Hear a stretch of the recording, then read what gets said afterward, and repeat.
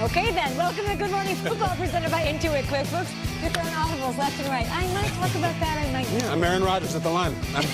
We'll see, Kay, what I'm feeling. December 19th, fun morning here with, of course, Kyle Brandt, Mike Robinson, Mike Garafolo. I had a fan on Twitter, Kyle, say, what? Please, Kay, don't give him any more coffee. What is with you today? I barely even drank coffee. I don't feel like you're... What is with me today? Have we met, Kay? Is this the pilot episode of Good Morning Football? Pretty normal. I feel great. We got a double triple header. Acting like this because on triple header Saturday, Hello. we get to be on a pirate ship. NFL Network made the mistake of sending Kyle an email saying there's going to be 30 pirates at our disposal. For real. No Like joke. pirates on the ship. You're going too? Yeah. Wow. I don't even know what that means. Kyle Rebecca, wait, what does that mean? So tune in to check it out. 1 p.m. Eastern, we're part of the pregame coverage. Mike Garafolo, Mike Robinson will be part of Good Morning Football Weekend, of course, leading us into all of this, setting the table for us at 9 a.m. Eastern right here on NFL Network. It's time for the lead block. Time for the lead block. We'll have more on these games, of course, but let's talk NFC East. The Cowboys visiting the Eagles on Sunday, a big showdown. But we start with some potentially concerning news surrounding their quarterback, Dak Prescott. He appeared on the injury report yesterday with a right shoulder issue. Jane Slater, what's going on? Thanks, Kay. Dallas Cowboys quarterback Dak Prescott has never missed an NFL start. In fact, Wednesday was the first time we've even seen him limited in practice. But before anyone panics that Prescott will not be available to play in a game with playoff implications, we caught up with the center Travis Frederick, who had this to say, telling us, quote, "I think you'd have to tell him he can't play in the game. He's one of those guys you'd have to hold back with a leash for that to happen," adding he'll be there. I should also point out that I reached out to one of my team sources who said he had an MRI, and as a result, they're not overly concerned. They are characterizing the issue right now as he's simply sore. So with that being said, I'd also point out that he looks like he sustained this thing early in the first quarter of that Rams game and went on to finish the game. He completed 15 of his 23 passes. He ended up with 2 touchdowns and no interceptions. Okay, back to you. Later, Slater, the Cowboys currently hold the tiebreaker over the Eagles for the East lead. They can clinch the division title with the win on Sunday. That's all they need. Sounds easy enough. They're a talented team with a bit of an injured quarterback. For the Eagles, if they win, it puts them in the division lead, but they still need a win over the Giants or the Cowboys to lose to the Redskins Week 17 to lock up the NFC East crown. Garafolo, what are you watching for in this matchup? Oh, I am watching for the Eagles and how they're going to start this game because the last time these teams played, they went fumble, fumble. Dallas capitalized. It's 14-0 before you even blink. I would be floored if this game happens, if this game begins the same way as that game began. This is a completely different Eagles team from 6-7 weeks ago, whatever it was.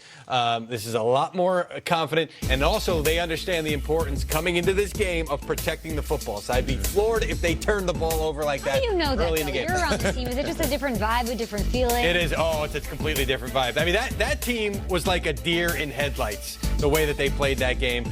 This team, with the way that they played the last couple of weeks, and I know you can look at it and say they beat the Giants and the Redskins. No, but those were gut check games. Division games that they had to dig deep for to win late in the game. That kind of thing breeds confidence, a little bit of swagger. I'm not saying Eagles are going to win the game. I would be floored if they had to play this game from behind and if they got their doors blown off. This thing's going to be at least a tight game for them. Yeah, for me, Jeezy, I'm looking at Dak Prescott and this injury.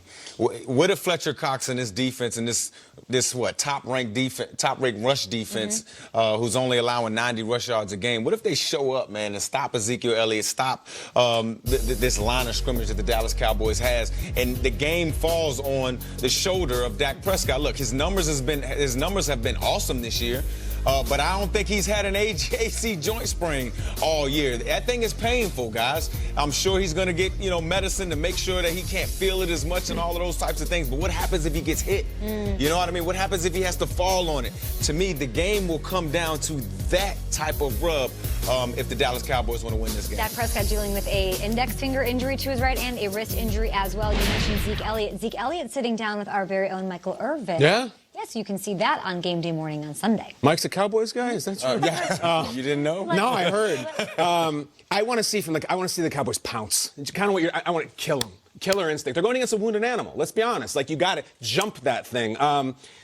Dak has an injured shoulder. Carson Wentz has one arm time behind his back. I mean, which is worse? I'm as moved as the rest of us by the story of Greg Ward and all the things he's accomplished. We're talking about the Dallas Cowboys and the Jerry Jones war chest of money and weapons. And let's be honest with this. Philly just played last week, and a rookie quarterback and a rookie wide receiver ran right through them. Like, if you are Dak, if you are Amari Cooper, beat these guys down. I appreciate, maybe more than most, the momentum and the motivation of Doug Peterson, everything Philly stands for. But at some point, talent just has to take over. You know, if you look at Philly's favorite son, Rocky Balboa, the fact is, in that first movie, he lost to Apollo Creed. He had a lot of heart, but Creed was so talented that even in an ugly fight, he finally wins. There's no way Dallas should lose this game. They're way more talented. If they lose it, then they showed up mentally weak, flat, poorly coached across the board. This is a heavyweight versus a lightweight at best. Punch them early. Mike, you think the Eagles are going to come out? They should jump them. Take the crowd out of it. Run Zeke till the wheels come off. Way more talented team.